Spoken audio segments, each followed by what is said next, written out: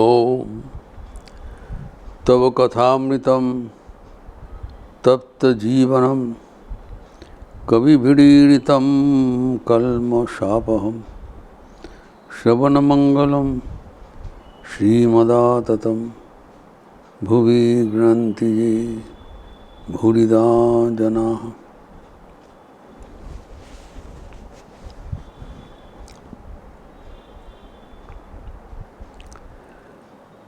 श्री श्री ठाकुर हमारे भीतर जो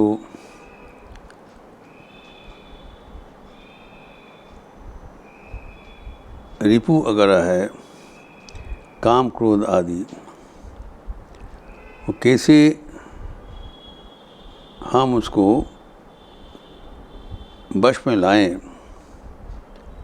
उसके एक अभिनव उपाय बताया कि अगर काम क्रोध को शक्ति हम नियंत्रित करने में असमर्थ हो जाते हैं, तब उपाय है उनको दिंग बदल देना, मोड फिरिए दो, Orient the opposite forces towards positive direction। एक अभिनव उपाय बताया, काम क्रोध मोड़ फिरिए दो। पाथुरिया घाटा के एक भक्त ने दिया, ठाकुर उसका व्याख्यान करके बता रहे हैं कि जब काम क्रोध आदि का वेग उनको नाश करना, निर्वापित करना एक रूप असंभव है, तब उसको दिक् बदल देना ही सबसे आसान काम है। अर्थात जो काम क्रोध आदि हम विषय के ऊपर पाने के लिए मन चाहते हैं, उसको ईश्वर को प्राप्ति करने के लिए उसका दिक् बदल दिया जाए। एक अभिनव उपाय है जो सहजतम उपाय है। भक्ति शास्त्र में इसका बृहद चर्चा हुआ है। जीवन में काम शक्ति हमारे ईश्वर को प्राप्ति के लिए महा अंतराय है। काम अर्थात इंद्रिय सुख चरितार्थ करने के लिए प्रबल इच्छा, आसक्ति, और काम जब प्रतिहत हो जाता है तब वो क्रोध में रूपांतरित हो जाता है। बारंबार कहा जाता है, काम क्रोध तथा लोभ तस्मादितत्रयं त्यजेत्। त्रिविधम नरकस्येदं द्वारं नाशितम् आत्मनः। ये तीन ही नरक का द्वार है जो हमें विपद में परिचालित करते हैं। तो जितना भी हम साधन भजन करें, काम को प्रतिहत करने के लिए प्रयास करें, लेकिन जब तक शरीर है तब तक काम तो रहेगा। इसलिए कहा गया है, मोरिया न मोरे राम ये कामोन भोईरी। काम हमारा शत्रु है, हम मर जाने पर भी काम शक्ति का निर्वापित नहीं होता है। इसलिए जो साधुगण जो संयम करते हैं, तो कहा जाता है कि साधुगण का शरीर त्याग के बाद भी तभी निश्चिंत नहीं है। ऐसे कहा जाता है, मोरबे साधु उड़बे छाई तबे साधु गुण गाई। अर्थात साधुगण जो इतना काम शक्ति जय करके नियंत्रित करके रहे हैं, जब तक उसका शरीर जिंदा है तब तक कोई भरोसा नहीं है। और ये कहते शरीर चले जाने के बाद भी जब तक वो उनका शरीर दाह होकर राख बनकर वो चारों ओर वितरित हो जाता है, ख़त्म हो जाता, तब तक उसका खतरा है। मतलब सुपरलेटिव वैसे बताया कि तब भी अर्थात अंत दिन तक हमारे एक खतरा है। काम कभी हमें प्रबल होकर हमें विपद में चालित कर सकता है। तो काम और काम प्रतीत होने से क्रोध होगा। काम और क्रोध हमें सदैव बहुत पीड़ित करते हैं। इसको निराकरण करने के लिए बताया कि ईश्वर को पाने के लिए काम करो, इच्छा करो। इसका चर्चा वैष्णव शास्त्र में किया है। आत्मेंद्रिय प्रीति इच्छा तारे बोली काम, कृष्णेंद्रिय प्रीति इच्छा धरे प्रेम नाम। एक मूल फर्क है। जब हम स्वयं का इंद्रिय सुख पाने के लिए प्रयासी होते हैं, इसी को काम कहलाता है। और ये काम अपूरणीय है, दुष्पूरणीय है, कभी मिटेगा नहीं। तो ये काम का जो अवस्था है, ये हमारे मन को ईश्वर से हटा देते हैं। और ये कहा है दुष्पूरेण नलेन च। ये काम का वहाँ असुविधा क्या है? न जातो काम कामानाम उपभोगे न शाम्यति हविषा कृष्ण वर्त में भूयो एव अभिवर्धते। ये जो श्लोक अपने अनुभूति के बल पर किया था राजा जजाति, उनका जीवन में बहुत प्रजा थे, बहुत काम बहुत प्रबल था। जब उनका काम चरितार्थ नहीं हुआ, उम्र ज़्यादा हो गया, तब उनका यौवन जब चले गए, तब वो काम चरितार्थ करने में उनकी शक्ति बचा नहीं।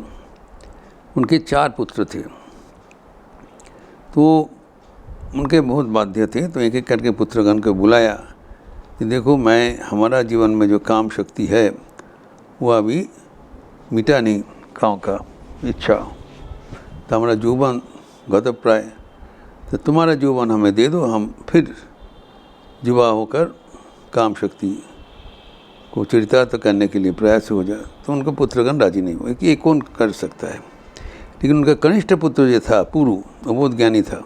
बोला हाँ, आप मेरा यौवन ले लीजिए और मैं आपको वार्धक्य लेकर वन में जाके भगवान को भजन करते, क्योंकि मुझे पता चल गया काम कभी चरितार्थ तो होगा नहीं। तो फिर जब वो फिर युवा वयस प्राप्त करके वो काम चरितार्थ करने लगे। ऐसी करते करते पुराण में कहते उसके 1000 साल हो गया। तब भी एक दिन रिव्यू कर रहे हैं, जो अभी तक जितना काम शक्ति उनका पहले था उससे बढ़ते जा रहा है, घटा नहीं। तब उनके गोल्डन स्तोत्र है, न जातो काम कामानाम उपभोगे न सम्मति। जो कामाग्नि वो उपभोग के दाना कभी निर्वापित नहीं होगा। कैसे?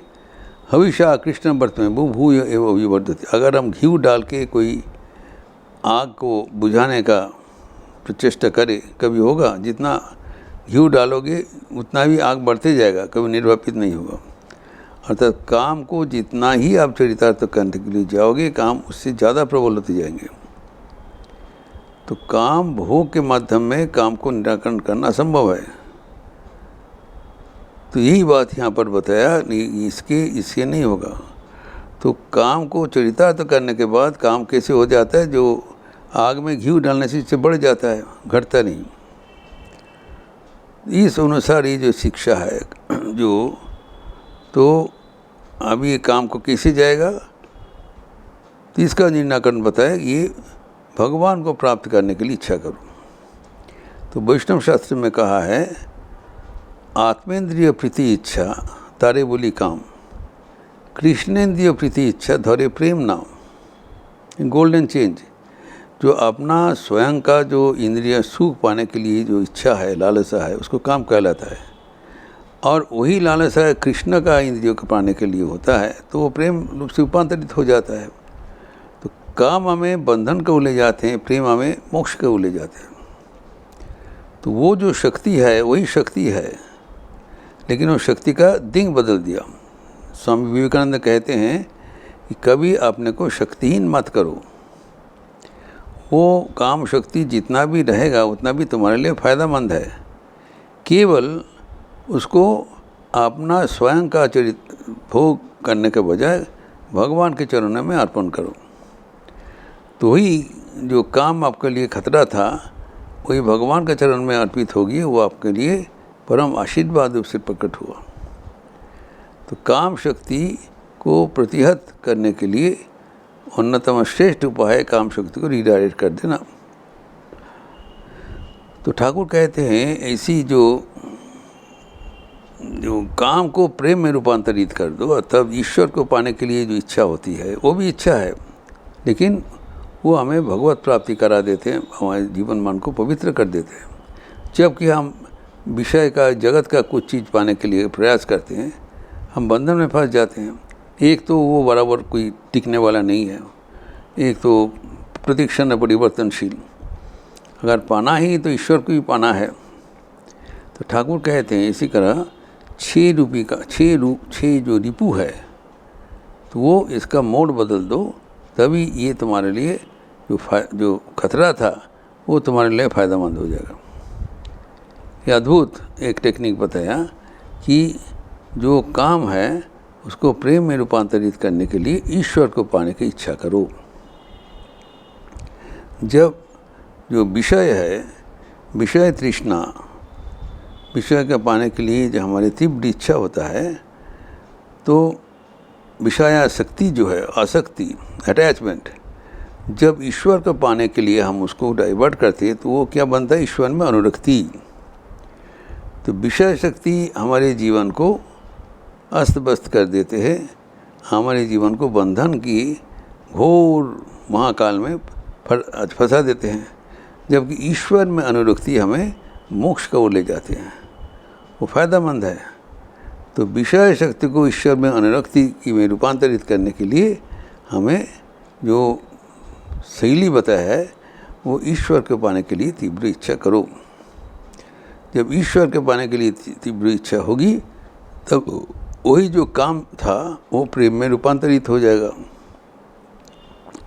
अभी ठाकुर कहते हैं न केवल काम, बाकी 6 रूपों का भी इसी तरह रूपांतरित करना चाहिए, तभी वो हमारे लिए आध्यात्मिक जीवन के लिए फ़ायदेमंद होगा।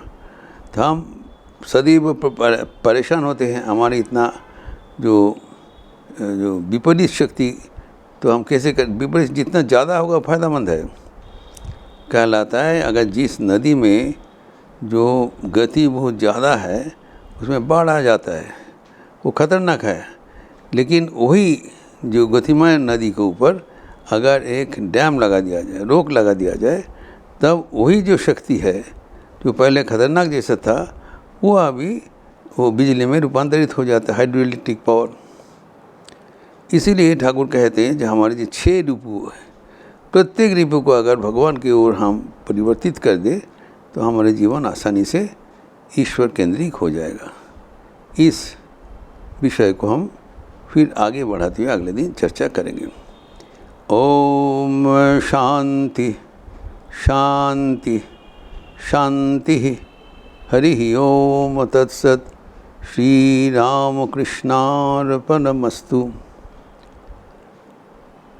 आज शुक्रवार का अवसर है, शाम को संध्या आरती के उपरांत भगवद गीता का प्रवचन होगा, मैं भी पढ़ेंगे। प्रथम अध्याय चल रहा है अर्जुन विषाद योग। आप सबका स्वागत है। अच्छा रहिए, स्वस्थ रहिए, आनंद में रहिए। नमस्कार।